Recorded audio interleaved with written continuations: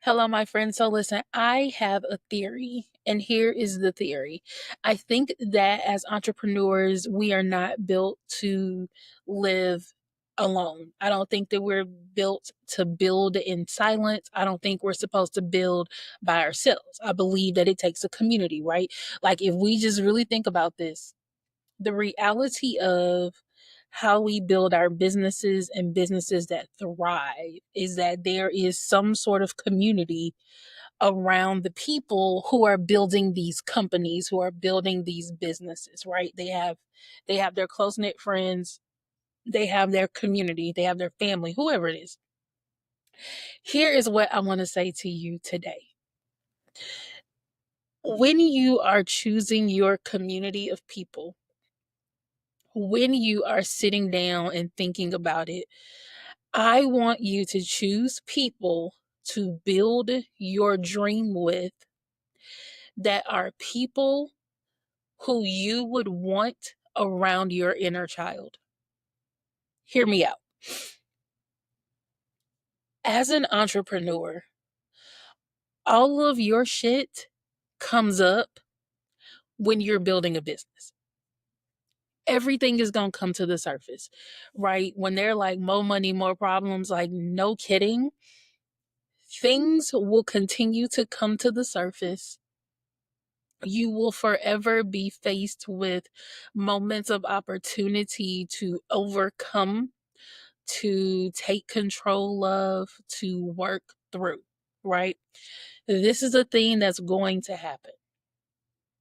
And what I need you to know and understand is that the way you react as an adult, the way you show up in situations as an adult, is really a 7-year-old version of you who learned how to deal with these things.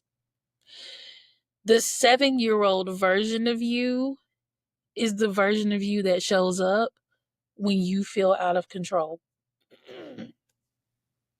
I need you to hear me and hear me well. A lot of people don't believe it, but as someone with a master's in transformational leadership and coaching, as someone with a master's in education, as someone who has studied psychology, I've studied positive psychology, I've studied the science of selling, I've studied the psychology of entrepreneurship. I need you to take my word for this one. I need you to hear me and hear me well. When you're in business for yourself, all of your ish is going to come up. And whoever it is you invite into your community, these are going to be people who need to have the emotional intelligence to be able to talk to that inner child. If your spouse is not supportive of the things that you're doing, they probably do not have the capacity or the emotional intelligence to handle your inner child, to handle those things that need to be healed in order for you to elevate to the next level. Here's why I can say this. A year ago, I made a declaration on TikTok that I wanted to make $1 million in a year. Did I make $1 million in 12 months? No. Am I still on the path to make $1 million? Yes. Do I have a blueprint to make $1 million? Yes. Have I gotten in rooms with other millionaires and had conversations with them where I don't have to make the same mistakes they made? Absolutely. That is what I did for the last year. I studied. I studied business. I studied businesses that have made over 7 figures. I have been coached by women who have made over 7 figures, and I'm in a community of women who want to make 7 figures, right? And we all show up for one another when our ish presents itself. As a coach for entrepreneurs, there's never been a time when I was talking to a client and they're explaining some sort of issue in their business and it has not directly correlated to something in their childhood. Every single time. Every single time. It has directly correlated to something from their childhood. And when I first started coaching, one of the questions I used to ask all the time was, who told you that? When was the first time you heard those words that just came out of your mouth? When you tell me that you're stuck, that you're overwhelmed, that you just don't know how you're going to do it, or what if it doesn't work? The question that I ask is, who told you that? At what point in your life did somebody tell you you were not going to do the thing you wanted to do? Because at some point, the adults in our lives moved from you can be anything you want to be to you're going to be nothing, right? And that's such a drastic change that we don't really think about and we don't really process in a way that we should. And so those things don't go away. Just because we got bigger, just because we grew up, it doesn't mean that we grew out of whatever it was that someone said to us. So whenever I'm coaching and I'm listening to people talk, I have to get to the root of that. When was the first time you heard that? Whose voice is this? Like, whose voice is telling you that you're not going to be successful? Whose voice is this telling you you're not going to be able to do this thing? You need to know. And the community of people that you're involved in need to know. They need to be able to call it out, right? There are people who have access to me in my life right now that can 100% call out when I have allowed my inner child to take control. And they're like, hold on, when did you start doubting yourself? Like, this is not what you do, girl. What's happening? And they call me out on that. And I'm 100% okay with that because that is the relationship that I have created. That is the community of people that I have created. And so, my thought for you is, as you're building your community of supporters, of people you can reach out to, that 4 a.m. crew, right? When you are about to lose your mind and you need to call somebody, those people.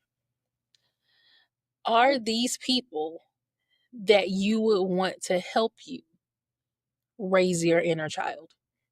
If the answer to that question gives you pause, then I need you to evaluate your circle. I need you to evaluate the people that you are giving access to you. There are people who are in your life who have unlimited access to you. But if you were to actually look at these people and say, I need you to care for my inner child, you wouldn't leave your actual child with these people. Yet they have full access to you. That stops today. That stops today. I'm giving you permission to revoke access to certain parts of yourself that are being mishandled by other people that you are freely giving yourself to. It's not going to help you as an entrepreneur. It's not going to make you a better person. It's not going to create a better legacy for you. Actually, what's going to happen is you're going to end up in coaching sessions and your coach will send you to a therapist, because when we allow people to have access to us, knowing that these are the same people who have never supported us, knowing these are the same people who will break our hearts over and over and over again, we must then stop and look at the decisions that we're making for our business and look at how our inner child is showing up in this process. And when you sit and you really think about that, it will give you pause. It will give you pause, and it will make you take a deeper look at those who have unlimited access to you. Everybody doesn't need access to you on that level. Everybody doesn't need unlimited access to you. Some people might need a day pass. Some people might need a season pass. Some people don't need a pass at all. So here is your challenge. Think about who has access to you. And is it time for you to revoke it? in order for you to be able to heal, to grow, and to manifest into the person that you want to be, the person that you know you should be, and the person that you know you will never be because you continue to allow other people to tell you what you're not going to do.